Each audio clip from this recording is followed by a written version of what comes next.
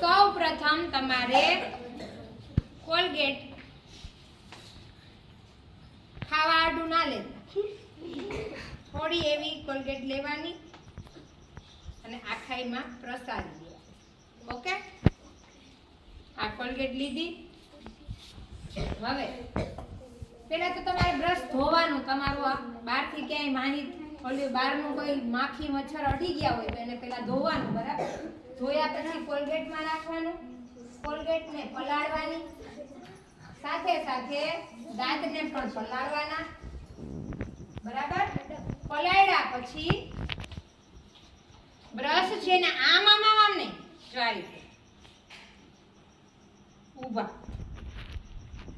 બધી બાજુ ઊભો બ્રશ કરાવવાનો. કારણ કે બે દાંતની વચ્ચે જે જગ્યા હોય ને એ જગ્યાને અંદર પણ અનાજ ચોટી ગયું હોય તો એ અનાજ છે એને આપણે કાઢવાનું છે. સમજાઈ ગયું? આમ આમ આમ આમ કરીને પતાવી નથી નાખવાનું. ઉપર નીચે આ રીતે બે ઉપલા ભાગમાં અને નીચલા ભાગમાં આખું આ રીતે બ્રશ કરવાનું છે. ઊભું, બરાબર, આ રીતે. જો થઈ ગયું.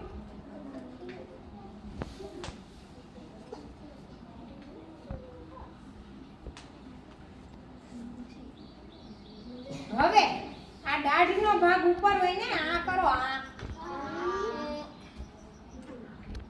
દાઢને આડો બે બાજુ છે એવી રીતે ઉપરની બાજુ પણ હશે, છે ને?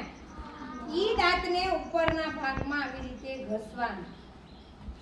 કારણ કે દાઢની અંદર પણ કચરો હલવાઈ ગયો હોય ને, અંદર કચરો ફસાઈ ગયો હોય, એ કચરો છે એને તમારે અહીંયા ઉપરના ભાગમાં પણ ઘસવું જોઈએ.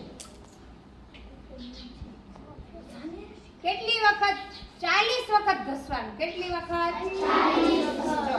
1 2 3 4 5 6 7 8 9 10 11 12 13 14 15 16 17 18 19 20.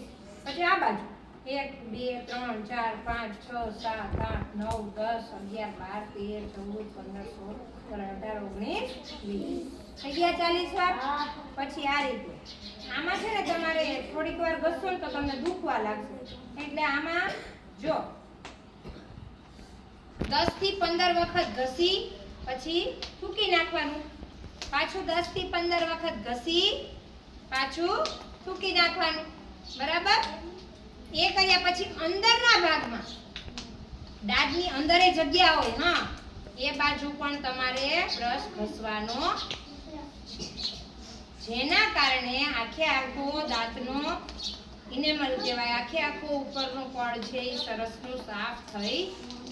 પછી તમને એવું લાગે કે અહીંયા મારે દાંતમાં કચરો ફસાઈ ગયો છે, એ દાંતનો કચરો આમ જે જીભથી છે ને જોઈ લેવાનો.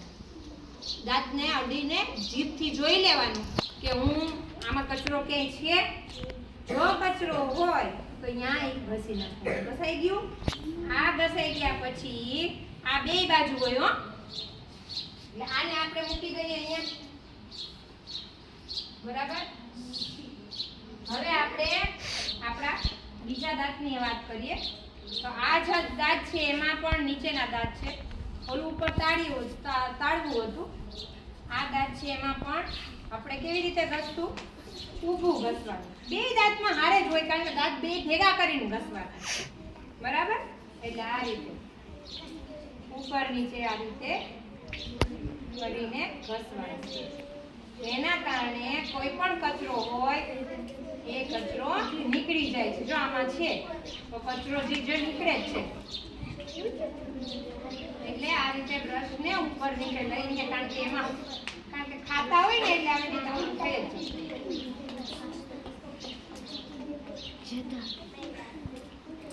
સમજાઈ ગયું?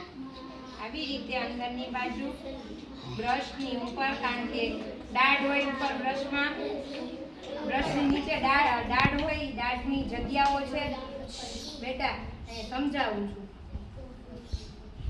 આપણા દાંત સડી જાય ને, નાના છોકરાને તો પહેલા ધ્યાન દેવાનું. નાના છોકરાના દાંત ફટાફટ સડી જાય, ખબર છે? અને ઈ દાંતને પછી પડી જવાના એટલે વાંધો ન આવે, પણ એ પાછા પડી ગયા પછી ઈ દાંત કેવા હોય? ચોખા આવે તો એને ચોખા દાંત નહીં, સાફ તો રાખવા કે નહીં? હે આ રીતે બંને બ્રશને બંને દાંતને સાફ કરવા. જો આ રીતે સાફ કર્યા પછી દાંતને જોવાના કેવા થઈ ગયા, અરીસામાં ચોખ્ખા થઈ ગયા છે. પેલા કરતા ચોખ્ખા લાગે છે. પેલા કરતા ચોખ્ખા હોય તોય વાંધો નથી. બરાબર? તો આ રીતે તમારે બ્રશ કરવાનું છે. બરાબર? તો પેલા કેવી રીતે કરશો? ઊભું. કેવી રીતે? ઊભું બ્રશ કરીશું. બરાબર? પછી ઊભું કેટલી વાર કરશું? 15 વખત કરી થૂકી લેવાનું. 15 વખત કરી અને પછી થૂકી લેવાનું. દાઢમાં કેટલી વાર કરવાનું છે? મોઢું ખોલી અને 20 3 4 5 6 7 8 9 10 11 12 13 14 15 16 17 18 19 20. એક ઊંધું કરી નાખો બ્રશ પરની દાઢે બાકી છે ને. 1 2 3 4 5 6 7 8 9 10 11 12 13 14 15 16 17 18 19 1 2 3 4 5 6. ધીરે ધીરે કરજો. હું એમ ના કરતા. 6 7 8 9 10 11 12 13 14 15 16 17 18 19 20. 1 2 3 4 5 6 7 8 9 10 11 13 14 15 16 17 18 19 20. ડન? પૂરું? હવે નહીં કરવાનું? હા ભાઈ, અંદરના દાંત તો બાકી છે.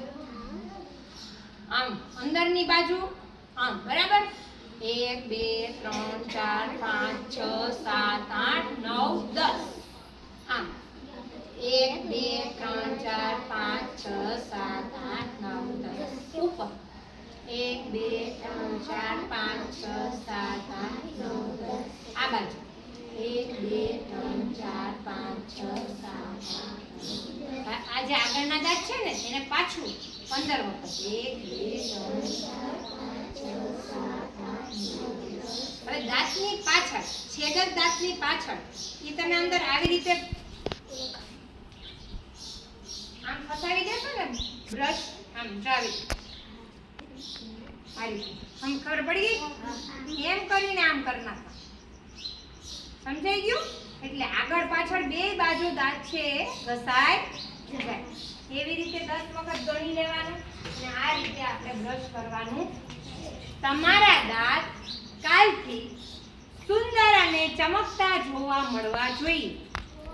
મોડું થાય તોય ફટાફટ બ્રશ કરીને આવવાનું. પ્રોપર વ્યવસ્થિત બ્રશ રાત્રે કરવાનું છે. જમ્યા પછી હંમેશા બ્રશ કરવું ખૂબ જરૂરી છે. કારણ કે રાત્રે બ્રશ ન કરો તો શું થાય? જે આપણે ખાધું હોય ને એના કીટાણુ ઓલો કરતા જાય ને દાંત સડતું જાય. જયમાં એના જે કણો છે ને એ દાંતમાં ફસાઈ ગયા હોય અને એ રાત્રે ફસાઈ ગયા હોય અને સૂઈએ છીએ આપણે કેટલા કલાક સૂઈ છે? 8 થી 10 કલાક. 8 થી 10 કલાક સૂઈએ છીએ ને તો 8 થી 10 કલાક આપણું મોઢું બંધ હોય છે. કેવાય આપણું 8 થી 10 કલાક આપણું મોઢું કેવું હોય? બંધ. અને અંદર કેવા હોય? અનાજ હોય. અંદર અનાજ હોય અને હારે હારે આપણે શ્વાસ લેતા હોય, છોડતા હોય એ વાયુ એ અંદર હોય. તો એ વાયુના કારણે, લાળના કારણે, સાથે સાથે કણોના કારણે એ કણો છે એ શું થાય? સડતા જાય. શું થાય? અને એ સડાના કારણે અનાજ સડે, સાથે સાથે દાંત પણ સડે.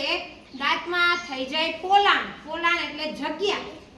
અને એ પોલાણને પછી ડોક્ટર પાસે લઈ જાવ ને તો ચાંદી ભરાવવી પડે. સડો આખો સાફ કરે ને પછી ચાંદી ભરાવે. એટલે દાંત સડવા દેવાના જ નહીં.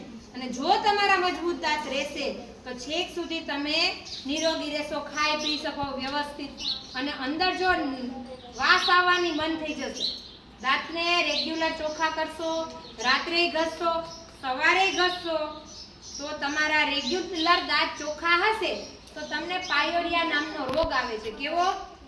પાયોરિયા. બોલો જોઈએ. પાયોરિયા. પાયોરિયા અંદરના પેઢામાં રસી થાય. પેઢામાં રસી થવું એટલે પાયોરિયા નામનો રોગ. એ આપણને થાય નહીં. આપણે ન થાય એની કાળજી રાખવાની. સાથે સાથે બીજો સ્કર્વી નામનો રોગ થાય છે. કેવો? સ્કર્વીમાં પણ દાંતના હાડકાં નબળા પડી જાય, દાંત દુખવા માંડે અને સાથે સાથે દાંતના પોલાણમાંથી લોહી નીકળવા માંડે છે. એટલે એ લોહી ન નીકળે દાંતમાંથી, દાંત નબળા ન પડે, એના માટે તમારે રેગ્યુલર રાત્રે અને રેગ્યુલર સવારે બ્રશ કરવાનું. આમાંથી કેટલા રાત્રે બ્રશ નતા કરતા આજ સુધીમાં? સાચું બોલી જાઓ, હાવ સાચું કે ભાઈ રાતે આપણે નતા કરતા, હવે આજથી આપણે રાત્રે કરશું.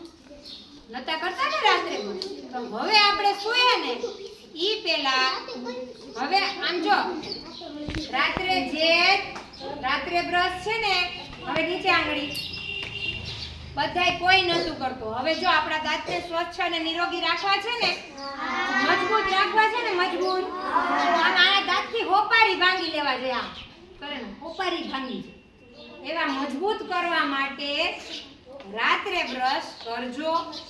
મગને ખાવાના. મગ ખાવા એટલે પ્રોટીન સભર ખોરાક ખાવાનો. એમાં દૂધ આવી જાય, મગ આવી જાય, કેળા આવી જાય, બરાબર. આ ઉપરાંત મોઢામાં વાસ કે રસી ન થાય એના કારણે લીંબુ ચૂસવાનું, લીંબુ રાખવાનું, ચગડવાનું, બરાબર. લીંબુ ચકડવાથી તમારી અંદર જે રસી છે ને, મોઢામાં થવાની રસી થાય ને, એ રસી થતી નથી. એટલે ક્યારેય પણ તમને એવું થાય કે મોઢામાં આપણને પેલું કેવું વાસ આવે છે કે લોહી આવવાનું ચાલુ થઈ ગયું છે કે એવું થાય, ત્યારે લીંબુની નાની એવી કટકી છે એ નમકની હારે મિક્સ કરી મસ્ત લાગે, બરાબર. નમકની હારે આમ કરી અને મોઢામાં થોડી વાર રાખવાની અને એનું પાણી, જે લીંબુનું પાણી હોય ને, એ આખા પેઢામાં ફેલાવી દેવાનું. જેનાથી તમારા દાંતમાં ચીકાશ હશે એ પણ નીકળી જશે અને સાથે સાથે તમારા દાંતમાં જે રસીનું ઇન્ફેક્શન હશે ને, એ પણ નીકળી જશે, બરાબર. એટલે દાંતની સ્વચ્છતા બહુ જરૂરી છે. ખોરાક આપણે જેના વડે ખાઈએ છીએ એ દાંત તો કેવા હોવા જોઈએ? મજબૂત હોવા જોઈએ. મજબૂત હોવા જોઈએ ને. ચલો, તો હવે હું તમને સ્ટેપ કહીશ. પહેલો સ્ટેપ કયો છે, બીજો સ્ટેપ કયો છે, અહીંયા તમે ઊભા રહી જાઓ અને બ્રશ